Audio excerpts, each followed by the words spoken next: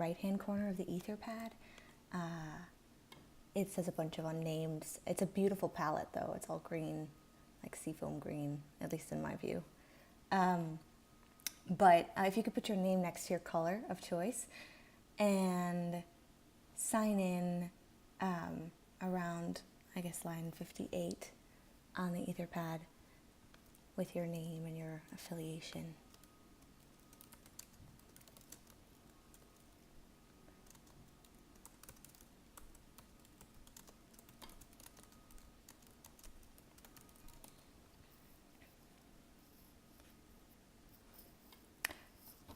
Cool. Who do we have in view here, actually, who isn't face muted? Sarah, Xana, Bruno, Marcos, Tim. Sorry? There's one other person. Is it Alex? I'm sorry, I don't know what you look like. Or is it, who is it? I'm here. Okay, cool.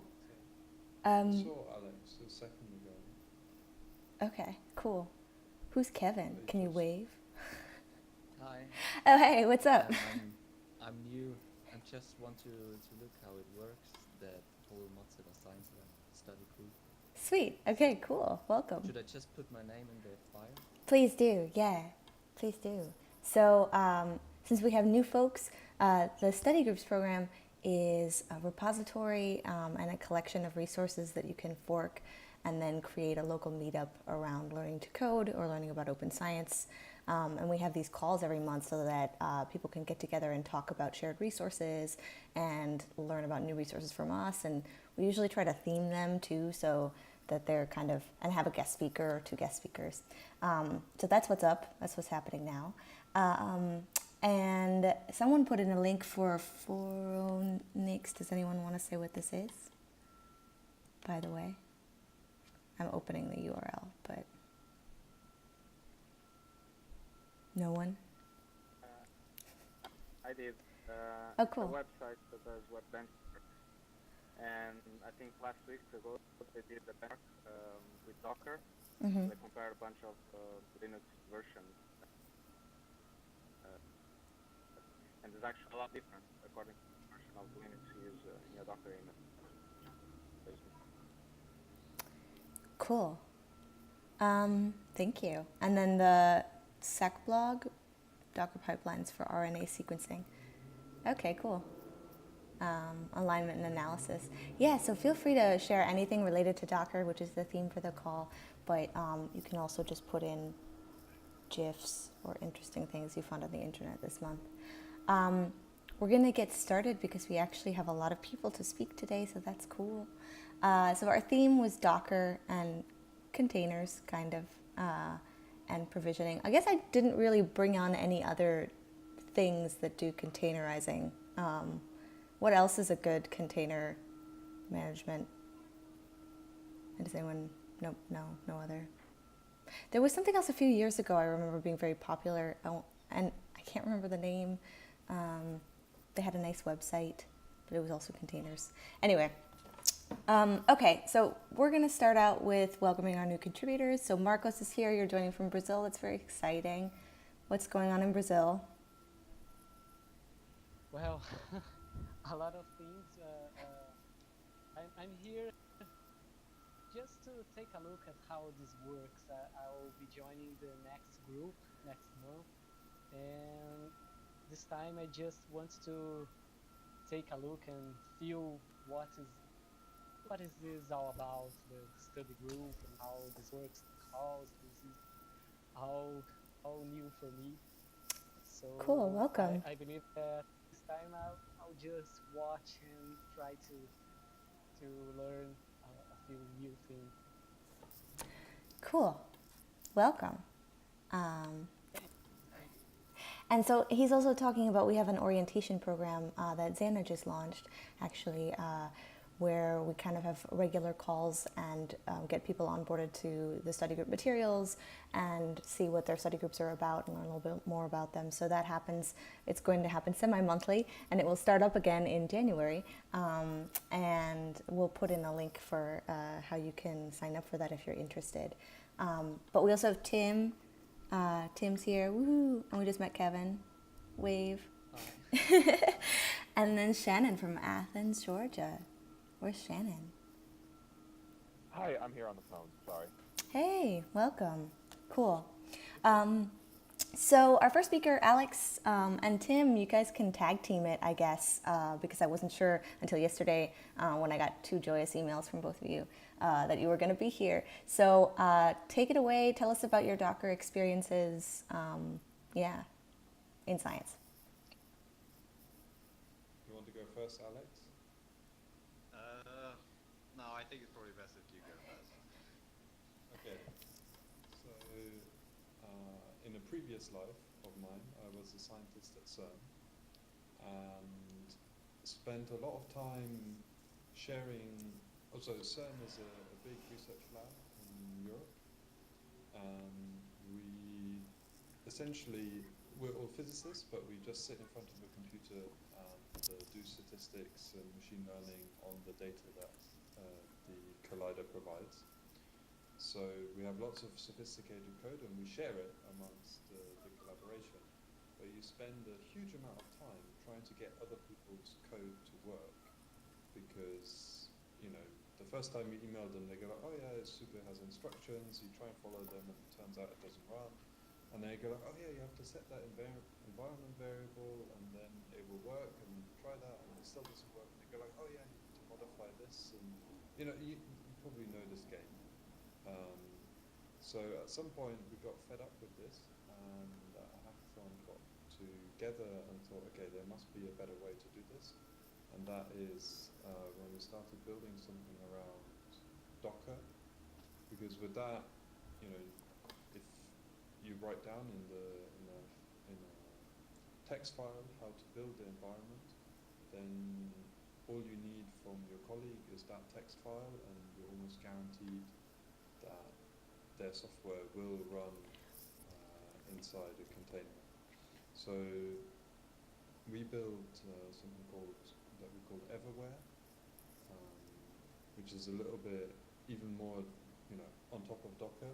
Essentially, you give it a GitHub repo URL, and it will go away and build that container for you and run it on some remote machine somewhere. Simultaneously, some other guys from, I forgot what institute they're at, some biologists or genomics guys built MyBinder, which I have to admit is much better maintained version of what we built in Everware, but it's the same kind of idea. And with this, it gives you some way to build, or write down in a machine readable way how to build the environment that you need for your research code to run, and then it's very easy for other people to also run. You want to add? I guess so. I currently work at CERN. I used to work with Tim on the same experiment, and Igor is also with me. He also works on the same experiment. So I've been working on trying to convince people to use Docker for their analysis. I think one thing that puts people off is it feels like it's another machine to maintain. And most physicists aren't programmers. We don't really care about tinkering with machines and setting things up regularly. But the great thing about Docker container environment is that you can build your container off of others. So others will do the hard work for you of installing Python or installing some complicated package that you need to compile or whatever. And then the only thing you need to do is just install the odd package that's very specific to you. And then you can just run your analysis in a nice way. So I use it for what I do on a day-to-day basis, and it's very nice. And it really helps me to make my analysis much more reproducible, which I really appreciate. I'm just trying to convince other people that this is a nice thing to be doing.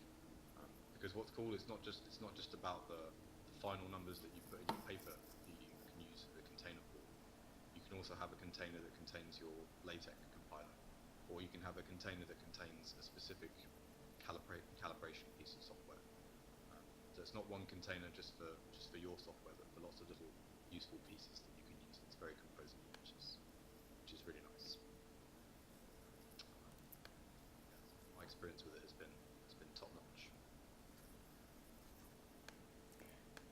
how widespread is, sorry, I'm just going to jump in with a question. I guess I could put it in the question section that Tim just made. I think Tim just made a question section. But how widespread is usage of Docker in science, would you say, or the adoption of it? I don't know. In your experience, are you shocked when you don't see a Docker file or version of something and you're like, ugh, what is this paper? Lame. No, so I work in high energy physics, and certainly in that field, it's very common not even to have the analysis code itself available for the publication. And even within the collaboration that I work in, it's not mandatory that you make the code available within the collaboration. So even when you do have the code available, it's very rare that there are sufficient instructions to cover it. But I think Docker is a viable solution that people can use for this, because I think people think that providing instructions for someone else is very complicated, because sometimes it's complicated to get it running yourself. And if you can make that step easier, then I think the sharing step becomes easier itself. It's a lot more widespread in the infrastructure. So it's a very complicated, big experiment that uses lots of computing resources. And within the computing specific side, it is used more commonly. But within the actual science, it's much rarer. At least that's my experience. Thank you. It looks like there's another question in the pad. I'm not totally understanding your use of the word container. Can you explain? Tim started answering it. But if you could verbally explain it too, I'm sorry, I guess I should have introed with that, but go ahead, gentlemen. Yeah, I think it would be easier to explain in words, because I'm still trying to figure out how to write it down. Yeah, the way I imagine what a container is like a virtual machine, but much less overhead. So when I start a virtual machine, I start maybe one on my laptop, maybe two, but then I probably can't start another one. But with containers, the overhead is much smaller, so I don't even think about starting another container. It's a little bit like running an extra program. Don't really think about, should I run another copy of Emacs or not. You just start it because you need it, so you start one. And it's a little bit like this. For me, the big difference, the easy way to understand the container is like a virtual machine, but without a lot of the overhead. And then once you start diving into it, you notice that actually it's not quite true, but it's a very good approximation. That's a useful way to think about it. I think that's very correct. Actually, another, maybe if someone could explain the difference between, the thing I was thinking of was Vagrant, but Vagrant is for virtual machines. And so containerization versus virtualization is different. But I think what Tim said basically sums it up, like it seems a bit heavier in the virtualization side and maybe less so in the container side. The thing is, in virtualization, you're simulating the whole computer. So the whole, it's like having a graphic card, the memory, a CPU. And with containers, you're just running another process inside your operating system. So actually containers only work in Linux because the guest container is sharing the same kernel, so the same layer of software that communicates with the hardware, with the host. So you're just changing from, let's say, Ubuntu to Debian, Fedora. So when you're doing virtualization, it's the whole computer. So when you want to run, that's an issue to run Docker on a Mac, for example, because then you need to run Docker inside virtualization. So it gets a bit messy, because you have to run like a virtual machine with Linux on a Mac, and then run Docker inside that Linux.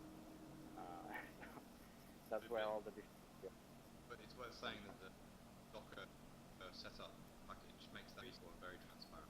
So you don't really have to set up a book yourself, but I think that is what's going on behind the scenes. In the newest version, you don't even notice that there's a virtual machine. Yeah, it's very nice. cool. Thank you, both. I know, Tim, you have like a very short timeline. You can't really stay, so it's okay if you have to drop off. But that was very helpful. And Bruno, and I guess you kind of already chimed in a bit, but if you could talk a little bit about some of the links you have below line 105 and some of your work with Docker, that would be great. So I started using Docker a while ago, and it has become very popular in bioinformatics for the same reasons that Tim pointed. We spend most of our time trying to get things to run on several machines. And if you go to a bioinformatics conference, everyone is talking about Docker and big projects are using it. So I started using it. I started even using it for for my papers, for latex and stuff like that. But the issue is to run Docker. So Docker needs to run with root permissions, so with admin permissions, and the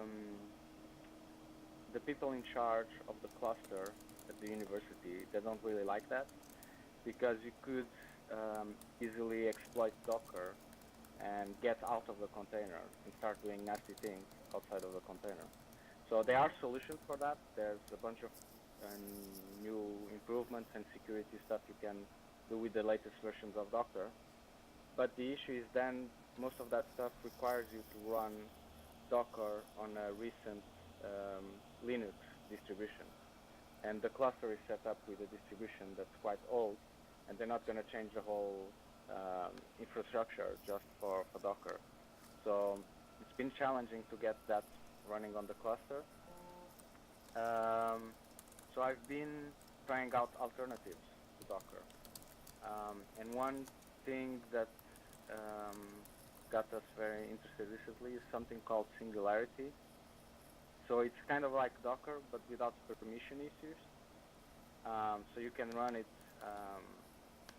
as a user. It never requires any root permissions.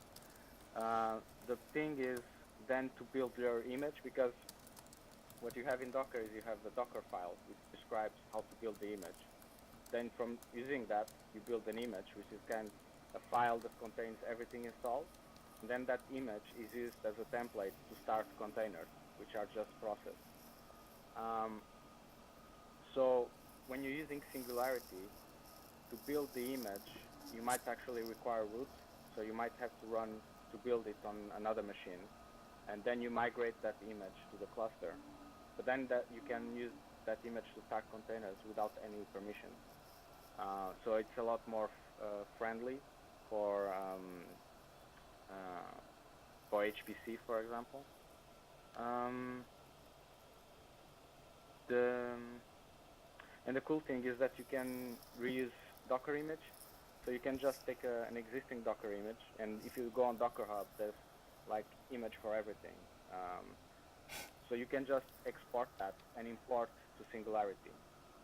So that's quite useful, because you don't have to re-implement all your things in Singularity. You can keep using Docker and then just export to Singularity to run on an old infrastructure.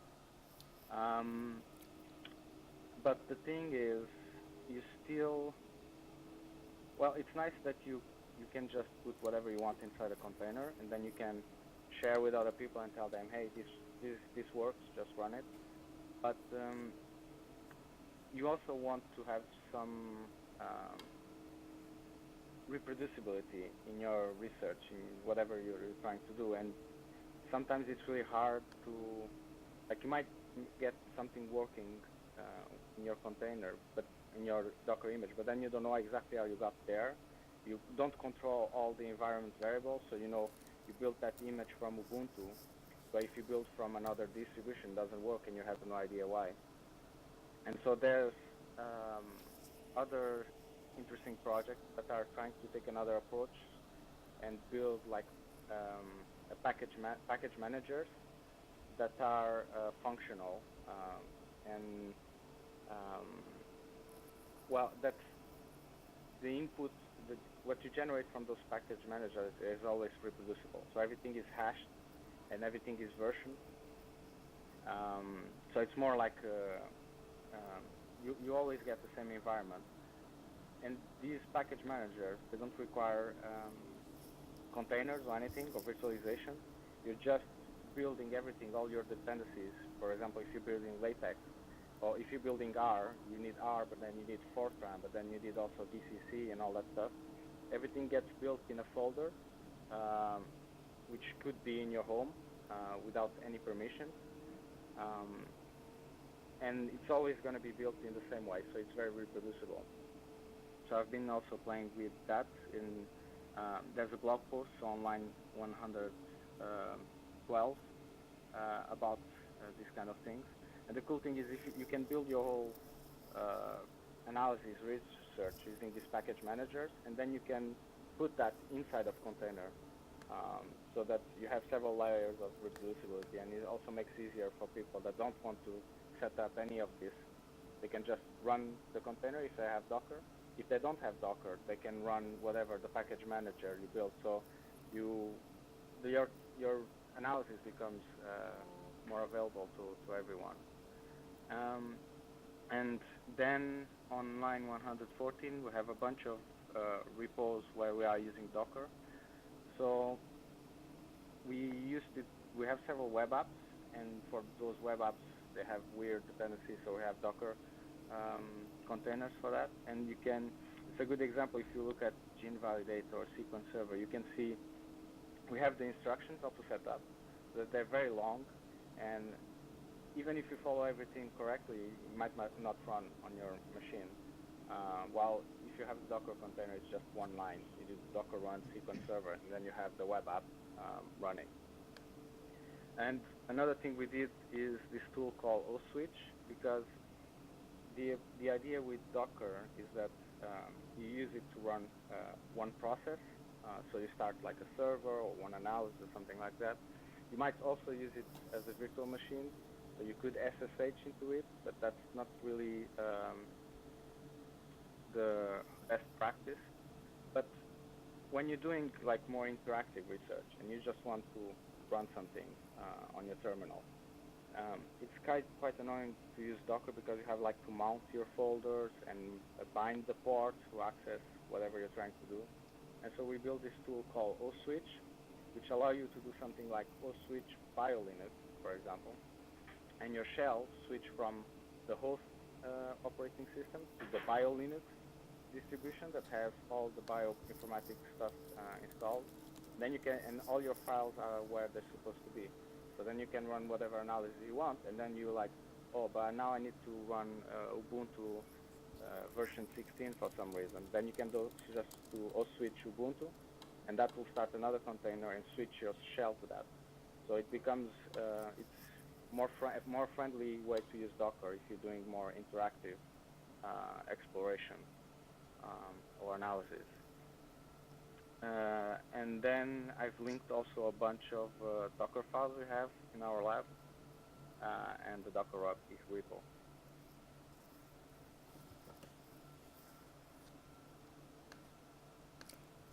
Well, thank you, Bruno. It doesn't look like anyone had any questions. I guess, what's your most popular use case? That's interesting to me. Like, in what image or maybe what project has it been the most useful in, and why? And also, like, are there things that people outside your lab want to reproduce? Have they contacted you about reproducing your processes, or is it mostly internal? So it's been very useful for me for my own stuff, because I have to repeat a lot of analysis, and so it's a lot easier for me to use Docker and use all these technologies. But outside of the lab, I think people have used it more for the web apps we have. So when some other group wants to deploy the same app, so we have one which allows you to create like a blast server, which is basically a website you go and you put a sequence and you'll find where that sequence is in other species or in a database. So you can set up your own copy of that by going to our repo and just running just copy pasting the Docker command. So before, that used to be very complicated, and people ask, oh, how do I set up this? Oh, I follow the instructions, but it doesn't work. Or maybe, what are the difference? What are the variables? And now you just tell them, run this one line, and you have it set up, and then you can do your research. So you spend less time doing setup of your infrastructure or your DevOps. You just run one command, and you have the thing working, and you can focus on the research. Cool. Alrighty. Also for the CERN folks, since you're all still on, same question to you, I guess. What has been your most popular use case for it? And is it mostly internal, or is it also people from outside who want to reproduce your experiments? Maybe Tim is maybe better positioned to answer that. Seeing as he's made everywhere, I'm also curious to know if anyone else has used Docker. If someone's published a paper and has somehow referenced their analysis with the Docker file, that has been used at all. Cool thing to know. Because sometimes when I talk to people about this, they say to me, "Well, no one's going to want to rerun it anyway." Which I don't know. Maybe that's true. I don't know. Yeah, I don't know anybody who's used it for a paper, where some of the other guys involved with Everywhere have used it a lot, is for tutorials during summer schools. So where there's some programming element to the lecture program, they set up an instance of this with material to get started for some of the homework or assignments, and then people can just do it from their browser instead of having to install all this software that they need to, research software that they need for the assignments.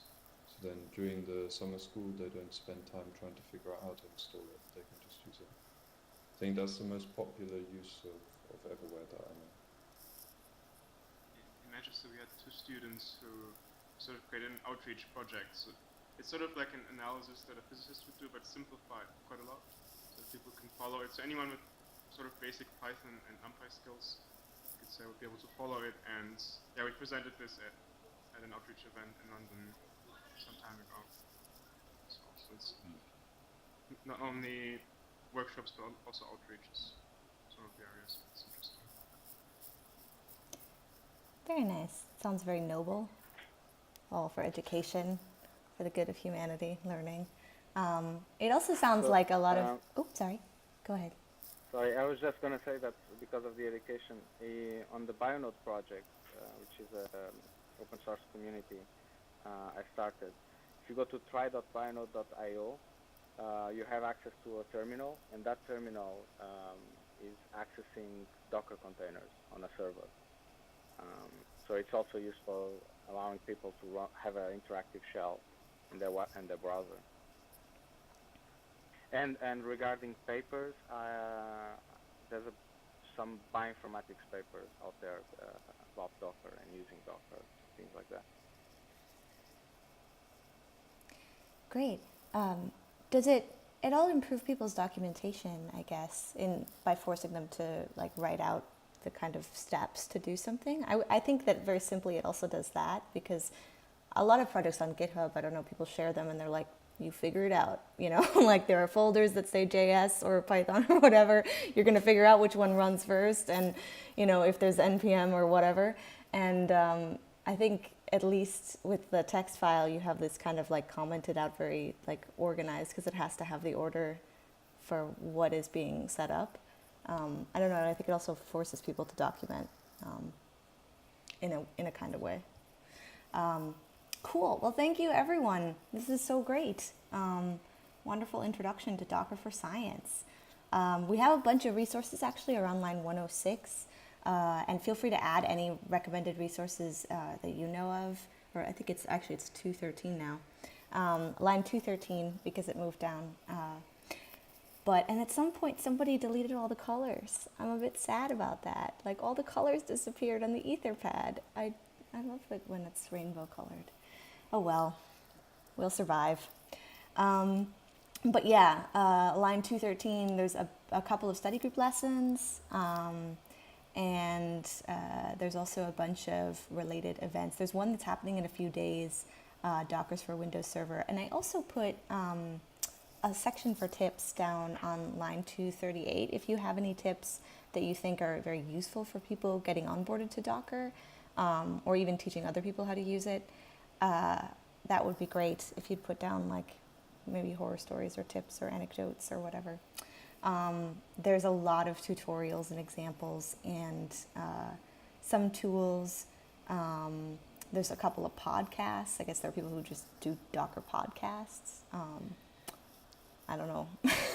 That's pretty specific, but cool. And then there's a bunch of meetups too. They have this whole meetup community globally where people have regular educational sessions. So maybe there's one in your area where you can learn more. We're going to skip back up to the study group lead updates around line 133. And I guess I don't think the first two folks are going to be able to join. There's a lot of links from U of T coders, and Asa is following along on the Etherpad from the Khartoum study group, but the bandwidth issues are usually pretty bad for adding video. So, but she put in her AI bootcamp hackathon link, which actually looks pretty cool. If you've seen the flyer, they have like a downloadable PDF of what they plan to do. It's pretty impressive. So check that out if you're interested. Madeline has a lab meeting right now, so she's not joining for the U of T coders, but they have a bunch of new lessons and things they're working on. And they're running a hackathon to fix their website. And then now we have someone who I think is here. Bruno, are you the other Bruno? Bruno Grande, not Bruno. Actually, maybe it's Grand? I don't know. I've never said his last name. It's correct. Okay, cool. No, my update is going to be short. So basically, well, I guess we had a few workshops lately. You can look at them in the Etherpad, and we have also kind of more of a series that might be getting started. So the next week, on Tuesday, we have a Python and machine learning workshop. I lost my section. Starting, and it's more of an introductory. And I have three prospective workshop instructors who might be willing to teach a recurrent, like a series of workshops on machine learning focused on Python, which has been lacking in a study group. The two most popular languages people want to hear about is R and Python, at least in our study group, and we've been doing a lot of R because that's what the organizers tend to go for, and what we use, and we've been trying to look for people to teach more Python focused lessons, and so it seems like we might have a break, and especially it might be a topic that's more relevant to the departments that tend to use Python, so math, physics, CS. So that's good. And just maybe two other updates. On our end, we're getting a bit more institutional support, specifically from the Library Research Commons. And so more recently, for instance, I was hired in a paid position as research data peer, and the job description actually includes managing and leading workshops for the study group. So it's great that that's happening, and there are talks of having small honoraria for the workshop leaders. So it's a bit more of an added incentive to get easier to get people to lead workshops, and also ensure that the kind of like make sure that the quality of the workshops are a bit higher. All the workshops so far have been voluntary, and so sometimes we can get busy, but if there's a small honorarium, we can ensure a slightly higher quality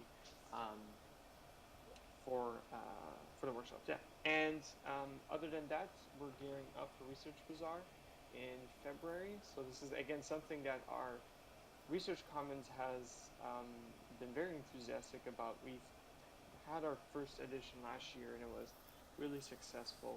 And so now we're looking into, well, we've moved. Our university is a bit odd where it's on top of a mountain, literally. So we are moving towards downtown and hopefully be doing more collaborations with the other university, UBC in Vancouver, which is the other big university. So, and there's a study group there too. So hopefully we'll have something going on, have people from both universities joining forces. And I think we're planning a workshop on Visual Linux, a Python workshop that I'll be leading, an R workshop, and a bunch of other stuff. So that's also in the works. Yeah, and I see if I'll try and post the job description in each envelope. Thank you. Wow, so many updates. Do you call your Research Bazaar ResBaz? Because I've heard that before as an abbreviation in Australia, and I don't know if it's okay. All right. Does everyone do this? It's spread to Canada. Oh, okay, cool. Nice. All right. So Jeff, I guess, isn't joining, but Tom, you're up next. What's up, Tom? Hi everyone. It's pretty quiet here right now. We're kind of in that time of the semester where everyone sort of huddles in and gets to work for other things they've been putting off or some conferences coming up. So we're kind of slowing down and then starting to think about spring. That's about it right now. All right, cool. Sue, are you on? Well, you're on the call. I see you. Cool. Can you hear me? Yes. Okay, yeah. So a little bit of decompression. I just came back from the National Institutes of Health. Everyone there is really worried about what's going to happen to science in this country come January. Francis Collins, the director of the NIH, was there. Harold Varmus, former director. Nobody really knows. So that's just to paint the backdrop. There's a lot of uncertainty about science funding, and the new head of Department of Health and Human Services here was appointed, a man who is very vehemently opposed to Obamacare, so that's everybody there was hoping that he would just focus his attention on getting rid of health care and leave science funding alone. But he's also an avid Tea Partier and small government advocate. So anyway, that's it. I was just back on a flight on midnight last night, so that's how my week has gone. So anyway, Aurelia, thank you for keeping me informed. I'm sorry I didn't respond to your email, but I've been distracted. So we have two campuses, one here in Maine where I am and another in Connecticut. Our main events are on hold right now because our training room's being renovated, and I'm in the midst of two grant applications right now that I need to focus on. The Connecticut crew has an HPC workshop coming up in a couple of weeks, and they're also offering data carpentry and software carpentry, I'll be going down there for data carpentry and software carpentry 2-day workshops in February and April. And I'm hoping to get things back up and running here in Maine in February once I'm done with grant applications. I did set up something in January for a data carpentry genomics workshop at Tufts University for a bunch of grad students there who said that they really needed someone to come and teach them why they shouldn't use color coding in Excel when they're doing data analysis. And it sounds like what they said was they're not getting in their graduate programs, their immunology or genetics grad students, they're not getting the kind of training that they need to understand how to do data analysis outside of color coding in Excel. And when they do get any kind of computational training, it goes way over their head because it's taught by experts and who don't understand or who can't relate to beginners and beginners' issues with learning how to code. So I offered to go down there and teach them a series of carpentry workshops starting in January. And Tom, I know you're in Boston. This January workshop is being sponsored by the immunology graduate program. It at present is not open to, I'm not sure if they're going to open it to people outside of the immunology program or other institutions, but I can let you know if you come across people who might be interested. I'll keep, as I offer more workshops down there, I will keep suggesting that they open things up, because It's just this first one, this data carpentry genomics workshop, that they actually have to pay an administrative fee for. The workshops that follow that will be at no cost to them. So I can push for more openness so that people at your institution or at other institutions in Boston can attend, and so that it's not just a Tufts thing. Otherwise, I have a question for anybody out there. I'm trying to, I'm going to be building and testing lessons that use a book called Data Analysis for the Life Sciences by Rafa Irisari at Harvard and Mike Love. The idea is to take people from basic command line skills and basic next generation sequence analysis, and to take them up to very high level sequence analysis, but to provide them with the bridge material in between. So Rafa and Mike's book looks like the way to go. It's free and open on GitHub. But I'm wondering if anybody else has other resources for taking people from basically data carpentry genomics, which is like your first steps on the command line and your first shell script, all the way to some really sophisticated sequence analysis. So what do you use, or have you found anything that bridges that big divide? Specifically, Rafa told me that people have a lot of trouble with linear algebra. And when it comes to that part, they go, ah. So I'm trying to find sort of biologist-friendly math resources, if anybody knows of any of them. And if you wanted to just, you could put it in the chat window or in the Etherpad, I can check there. So anyway, that was like a brain dump. But I had to say those things. We're all really worried here. We're pretty concerned, and so are people at the NIH. So who knows? Thanks. Well, thank you for sharing your update, and I'm sorry. I think Caitlin was also there from the science lab. She was at that meeting, and she was on a panel yesterday at the Open Data Symposium, which was great. It was just awesome. They presented the 6 top finalists for the Open Data Challenge. It was very, very cool, and Caitlin was there at the end of the day yesterday. So it was good to hear from her. I'm really glad she was there. She should have. Mozilla Science Lab should have been at the Open Data Science Symposium. It was the appropriate thing. Anyway. Alrighty. Well, thank you for your updates. I put in a link to Richard's Command Line Bootcamp. I don't know if it'll be helpful, but it doesn't get you up to the same level that you're talking about, but it will onboard them to a lot of basics, and it's also could be a prereq in preparation for materials you develop too. Great, thank you. All right, Danielle is defending her dissertation, so she is not joining us because it is a very stressful time for her, but we are very proud and excited that she's going to be a doctor soon. It's pretty great. And Amit, I don't think can join because he didn't put in the comments. But Sarah, you're up next. Yeah, so our Python and our study group have been meeting regularly still. It's only about 6 people. I feel like our attendance is kind of steadied out, but it's no longer dropping off, so I guess that's good.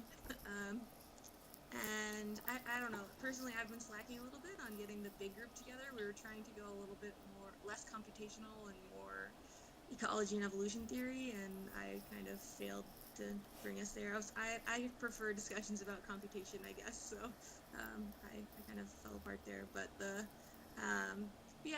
hopefully we'll get restarted. Spring is always, a new time. Like the beginning of each semester gives you a chance to start something new. And we of course have software and carpentry and data carpentry every semester, so those are coming up again. And I'm teaching R for the first time. Yay! Yay!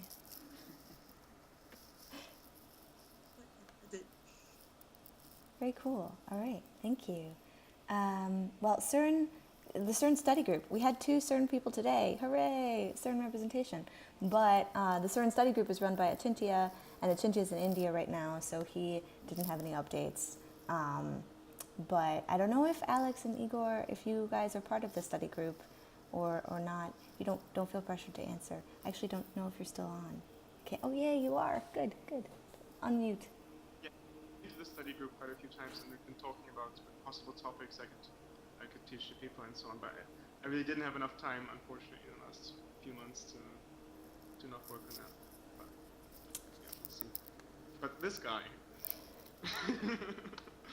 we have to get him to organize the study group. Yeah, I believe Tim described you as fresh blood that we've brought into the study group.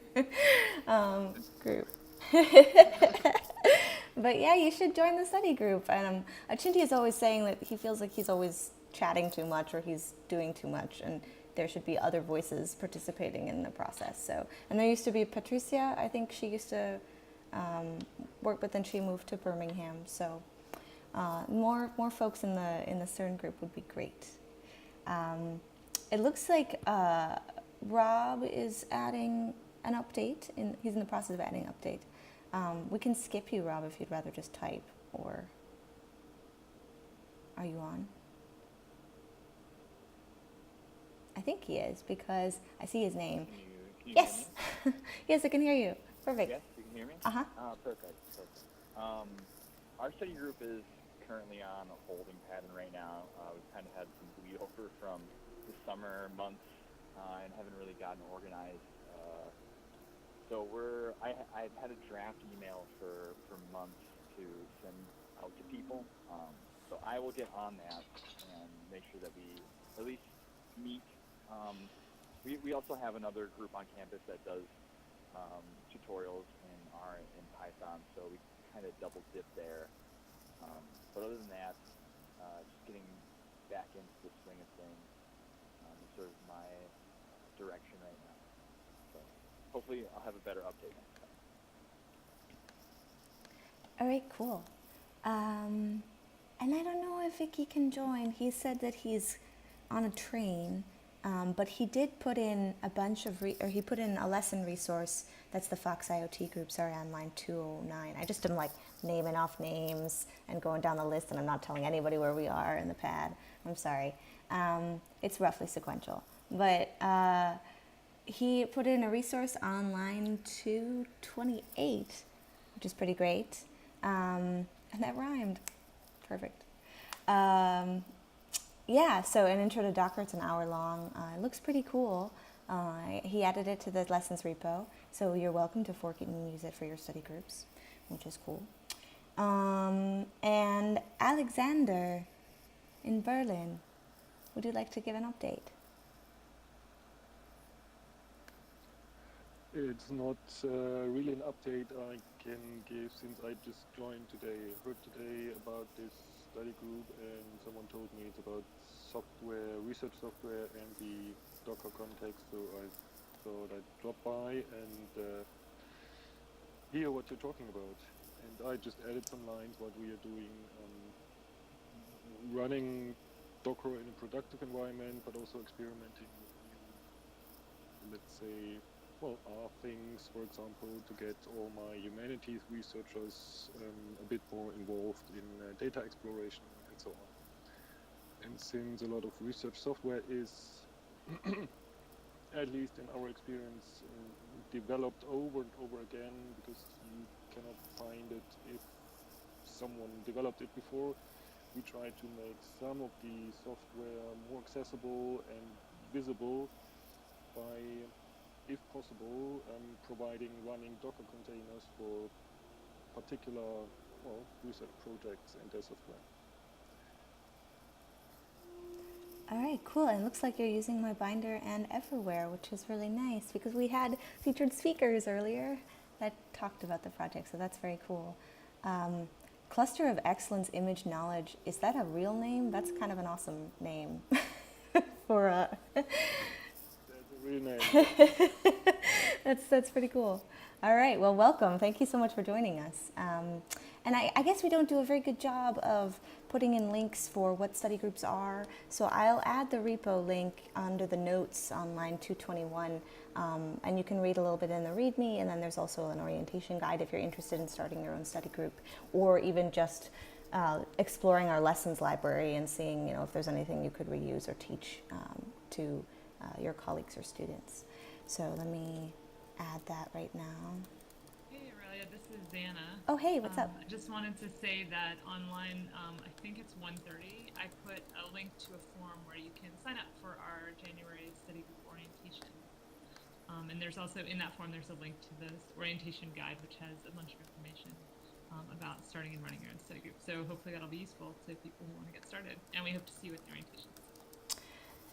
Yes, thank you. Thank you for saying that, because I saw you write that in and I forgot to pause. So this is perfect timing. So if you have any resources or events or things you would like to plug under line 226, we usually log any lessons that are relevant to the theme of the day, and then also tutorials and tools and podcasts and stuff where you can learn more, because usually there's not enough time, even in an hour, to go over all the complexities of whatever our theme is.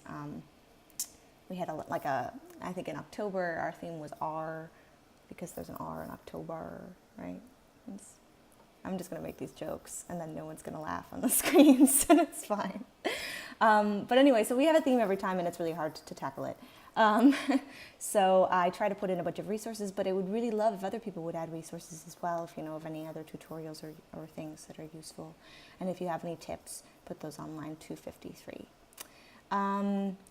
There's an update on the study group site on line 262. We added a bunch of study groups in the drop-downs. So these are just people who've answered my email when I write to them, who forked the repo, because there's over 200 some forks, but not everybody is in communication with us after they fork, and sometimes we don't know what they're doing. So I try to write to everybody, and then I keep track of who gets back to me, and I've put all the ones who've gotten back to me, I guess, on our website in the drop-downs. So if you go to that link on line 260 and you don't see your study group, please let me know, because I will add it. Great. And otherwise, I don't really have any other updates. Xana, do you have something else you want to say? Yeah, sure. I wanted to mention that we do have a Gitter chat for study groups. And as a way of keeping in touch in the weeks between these calls, we would love it if you, when your study group meets, or if you have a question, for example, about Docker, or if you create a new lesson, or just want to say hello, or hear about a resource that you think would be useful for study groups, or have a report back, like Sue's report back from her NIH meeting, that you add it in the study group Gitter chat, and we'll be able to sort of keep track and see what everyone's doing. Sort of on the fly, and that'll enable you guys to share resources and have conversations without waiting a whole month to tell each other exciting news. So highly recommend heading to the Gitter chat. And I think there's a link to the Gitter chat in the Etherpad. Is it up top, Aurelia? At the top of it?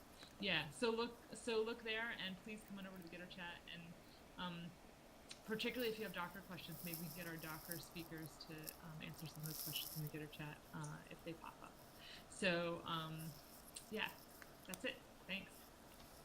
Totally. So that's on line 45. There's also our newsletter, which is usually just something we use to announce calls when we're going to have a themed call. So don't feel like we're going to spam you all the time if you sign up for yet another newsletter. But it's a great way to find out what's going on, because we also tweet it, but not everyone follows, Twitter all day long. The only other updates I have are that we have a newsletter every month for all of the Mosel Science Lab community, and it's been getting more and more beautiful and sophisticated and fun in the past few months as we've migrated it to a new platform. And I usually like to feature a study group lead every month where I tell a little bit about this month it was Tom, for example, but I tell a little bit about your study group. I interview you kind of by asking you 4 questions. And I think Bruno at SFU is going to be our next person, but if anybody, and maybe Bianca in January, although I just sort of voluntold her to do that. So if anybody else wants to do this, maybe in February, please sign up around line 286. It would make my day if I didn't have to email everyone and cold ask them to do this. So yeah, that would be great. Other than that, no other updates. Our next call is on January 6th. So if you're interested in emceeing the call, which is what I did kind of today, but I make the Etherpads every time and find the speakers and that kind of stuff, and all you have to do is talk through the updates. But sometimes we like to have people who aren't me do this. So if you're interested, please put your name underline 301. It would be very helpful to not to have a different voice as the MC. Great, that's all I have. Thank you so much for joining. Does anyone else have any updates or questions? All right, perfect. Thank you for all the new people who joined. We're so happy to see you and hear from you. And looking forward to the next one. Bye, everyone. Thanks, Aurelia. Bye. Bye. Bye bye. Ciao.